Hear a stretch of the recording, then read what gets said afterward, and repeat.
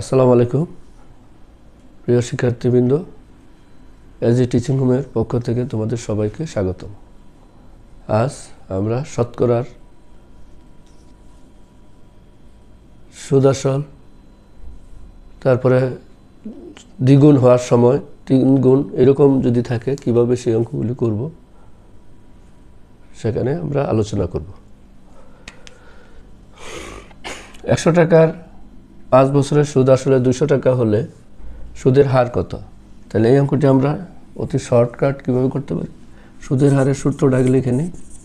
সুদের হার সমান, এখানে লিখব সুদ আসল বিয়োগ আসল, আর নিচে দিব সময়।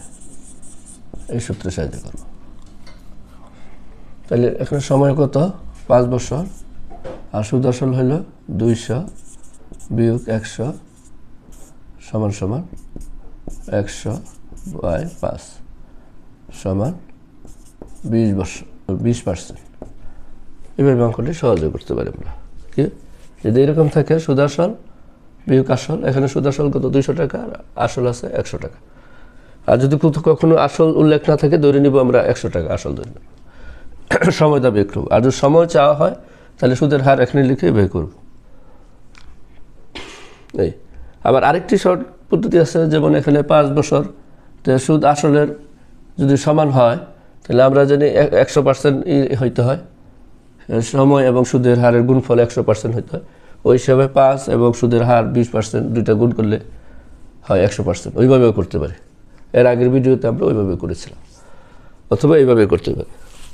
এখন যদি 5 বছর সুদ আসলে 3 গুণ বলতো, 300 টাকার কথা বলতো, তাহলে আমরা এখানে লিখতাম সুদ আসলের জায়গায় 300 বিয়োগ 100 ভাগ 5 সময় ভাগ করতাম। এখন যদি এরকম হয় অঙ্কটি, সুদে আসলে 300 টাকা, যদি 300 টাকা বলতো সুদের হার কত, তাহলে আমি এখানে 200 টাকার পরিবর্তে শুধু 300, তাহলে এখানে হয়তো 200 বিয়োগ 100 নিচে 5, 300। আচ্ছা, তাহলে 300 টাকাতে 100 টাকা বিয়োগ করলে থাকে 200, 5 টাকা কাটলে 40, তাহলে সুদের হার হয়তো 40%। অনেক সময় 3 গুণ বলে, এখানে এটা না দিয়ে যদি বলতো সুদে আসলে 3 গুণ হলে, তাহলে ঠিক এইভাবে করতাম। 3 গুণ মানে 300 টাকা। আসল যদি 100 টাকা হয়, এই ক্ষেত্রে আমরা মনে করি আসল 100 টাকা, তাহলে মনে করি যদি আমরা বড় করে করতে যাই আসল ধরি তখন 100 টাকা, তাহলে সুদ আসল হবে 100 গুণন 3 গুণ মানে 300 টাকা। তাহলে তখন আমরা কি লিখতে পারি? সুদ আসল 300 টাকা বিয়োগ 100, 200 সমান 40% হয়। এভাবে দ্বিগুণ, আর যদি এখানে 3 গুণ না দিয়ে দ্বিগুণ বলতো, এর আগে যদি শুধু দ্বিগুণ বলতো, দ্বিগুণ, তাহলে আমরা 200 বিয়োগ 100 লিখতাম এর আগে যেভাবে করছি। এখন 3 গুণ, দ্বিগুণ, 4 গুণ যাই বলুক না কেন, এইভাবে আমরা 100কে দ্বিগুণ বলে 100কে 2 দ্বারা গুণ করে 200 বিয়োগ 100 লিখবো, 3 গুণ বলে 300 বিয়োগ 100 লিখবো, 4 গুণ বলে ওইভাবে আমরা অঙ্কটি করবো, সুদের হার বের করবো। আচ্ছা, এখন যদি সুদের এরকম হয় যে কোনো আসল 10 বছরে দ্বিগুণ, ওই আসল 3 গুণ কত বছর হবে, এরকম যদি আরেকটা অঙ্ক দিই, কোনো আসল, যেমন এখানে 100 টাকার 5 বছর, অনেক সময় এখানে উল্লেখ থাকে না যে কোনো আসল, ওই এইরকম হবে কোনো আসল 10 বছরে দ্বিগুণ হলে ওই আসল 3 গুণ হবে কত বছরে। এই অঙ্কটা দেখি। এখানে কোনো আসল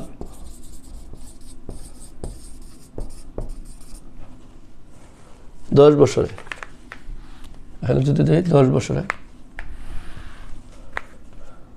কোনো আসল 10 বছরে সুদে আসলে 10 বছরে দ্বিগুণ হলে, 10 বছরে আসলে দ্বিগুণ হলে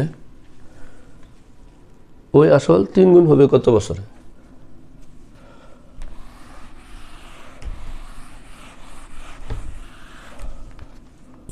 ওই আসল 3 গুণ হবে কত বছরে? সব 3 গুণ হবে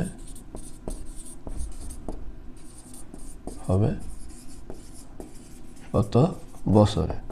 এরকম থাকলে তাহলে আমরা অঙ্কটি করব। কিভাবে করব?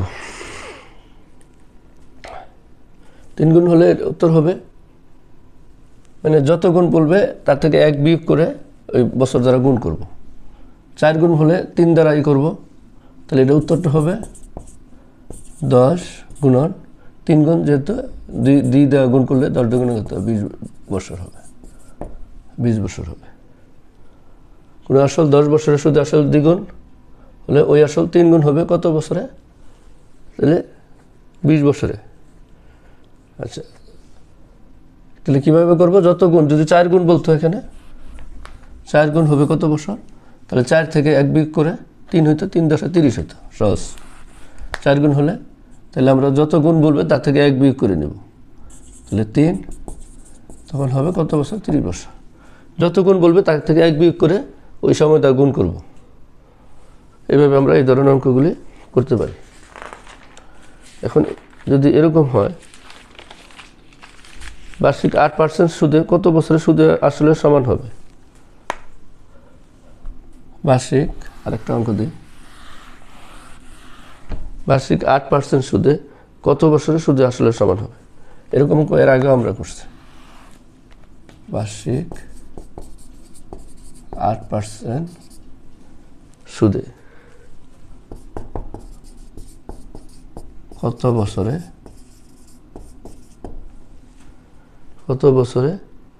সুদ আসলে সমান হবে? সুদ আসলের সমান হবে।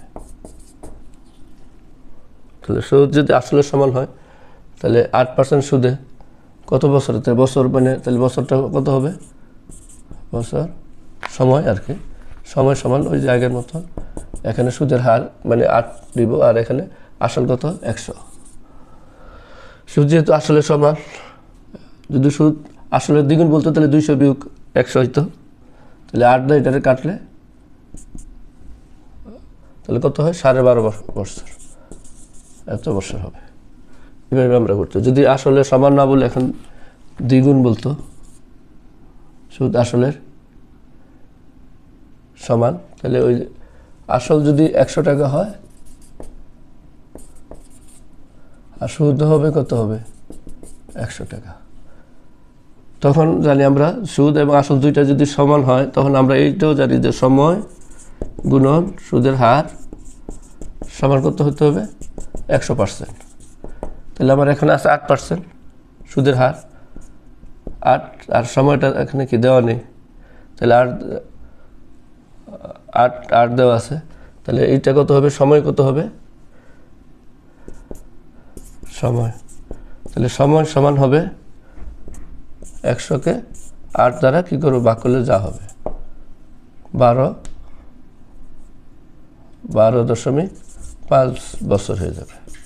এভাবে করতে পারে। এই ধরনের অঙ্কগুলি এভাবে আমরা করব। এখন সুদের হার কত হলে কোনো আসল 8 বছরে সুদ আসলে 3 গুণ হবে, ওই আগের মতন। এরকম অঙ্ক এর আগে করছি। অর্থাৎ আবার 7 বছরে কোনো মুনাফা আসল দ্বিগুণ হলে কত বছরে 3 গুণ হবে? যদি এটা করি আমরা,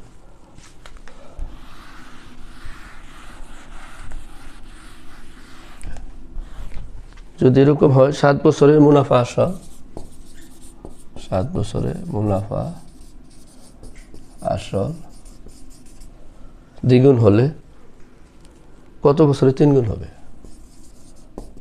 দ্বিগুণ হলে কত বছরে 3 গুণ হবে? 3 গুণ হবে। এই ক্ষেত্রে আমরা করব, যত গুণ বলবে তার থেকে 1 বাদ দিব, এর আগেই বলছি, তারপরে সময় দ্বারা গুণ করে দেব। তাহলে এটা উত্তরটা হবে 7 গুণন 2 সমান 14 বছর। অর্থাৎ যত গুণ হবে তার থেকে 1 বিয়োগ হবে, 3 গুণ বলছে, 3 থেকে 1 হলে 14 বছর হবে। অর্থাৎ সুদ আসল সমান হলে সুদের হার দিয়ে ভাগ করে আমরা সময় বের করতে পারি সবসময়।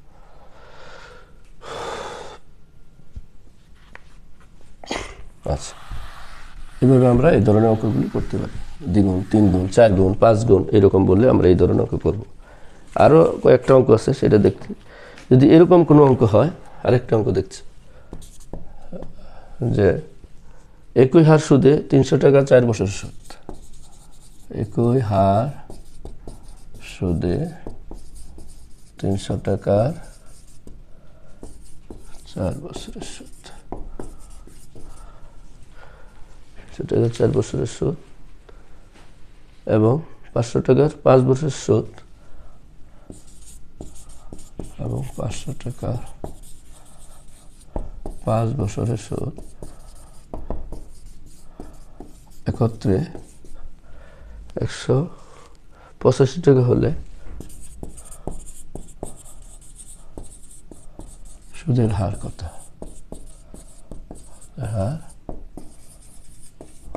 এক্ষেত্রে আমরা দেখতে পারি সুদের হার সমান, এইটা গুণ করবো আমরা। সবসময় আসল 300 টাকা আছে, 3 4 কত 1200। এই জায়গায় লিখবো আমরা 100 দ্বারা ভাগ করে দিলে হবে 12, আর 5 5 কত 25, 2500।